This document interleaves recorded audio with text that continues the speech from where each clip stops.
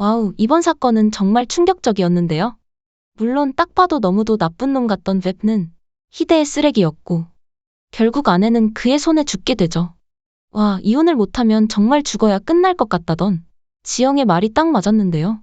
결국 오대규 때문에 죽은 거나 다름없어 보입니다. 그런데 겁도 없이 우리 차변까지 협박한 웹. 물론 겉으론 강해 보이지만 자신의 이혼을 통해 사실 여린 마음을 가진 사람이란 걸 알게 되었는데요. 결국 웹 사건에 손을 떼려고 했지만 지영이 죽게 되자 은경은 정말 목숨을 걸고 아니 딸 제이까지 위험해질 수 있지만 증언을 하기로 합니다. 은경의 성격상 무시하고 지나가도 되지만 지영을 폭행한 것도 현장의 목격자도 모두 은경이었죠. 큰 결심인데요. 자칫 모두가 위험해질 수 있지만 이제는 정의로 천안설을 쳐넣어야 할 것 같습니다. 사실 이번 웹 사건을 보면서 생각나는 실화가 있었는데요. 로펌 변호사가 아내를 죽였던 살인사건 기억하시나요? 피해자 역시 이혼 소송을 2번 했고 증거를 모으고 있었고 이혼 소장 날린 지 며칠 만에 사건이 일어났죠. 남편은 신고를 하지 않았고 자신의 아버지에게 연락해 현장에 아버지까지 있었던 사실이 밝혀졌습니다. 그 아버지 역시 정치권 사람이었죠. 왜 있는 놈들이 더 그런 걸까요? 밖에서는 사람인 척, 젠틀한 척하며 살다가 모든 스트레스를 집으로 돌아가 풀던 쓰레기. 1심에서 검찰이 무기징역을 구형했고 25년형을 받았는데 항소했는데요. 지금 현재 2심 진행 중이죠. 실제 사건과 비슷해서 보는 내내 더 소름이 끼쳤습니다.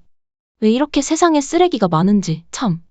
그런데 웹 사건에서 지영의 엄마도 좀 이해가 가지 않는데요.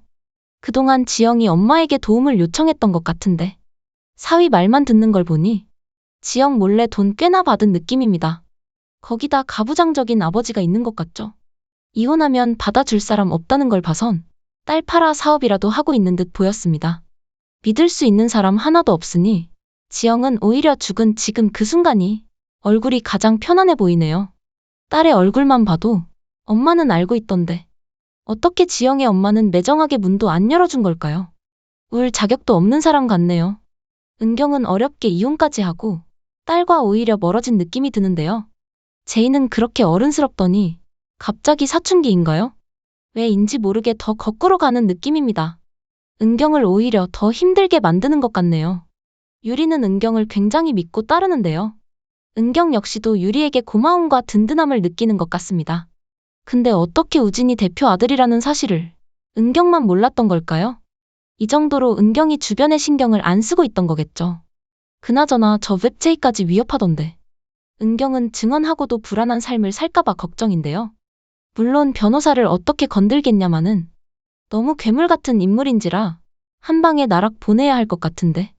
은경이 제대로 된 증언을, 제대로 된 증거를 내밀 수 있을지 궁금하네요. 초소형 카메라라도 가지고 갔을까요?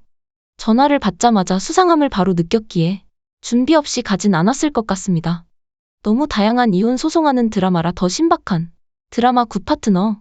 왜 사건이 가면 갈수록 막장이 이렇게 많죠? 이게 모두 실화라는 사실이 더 소름이 끼칩니다. 행복한 결혼 생활은 유니콘 같은 건가요? 괴물 같은 웹을 깔끔하게 제거하길 바라며 비상광의 뇌피셜 여기까지입니다. 오늘도 재미있게 보셨다면 좋아요, 구독 부탁드립니다.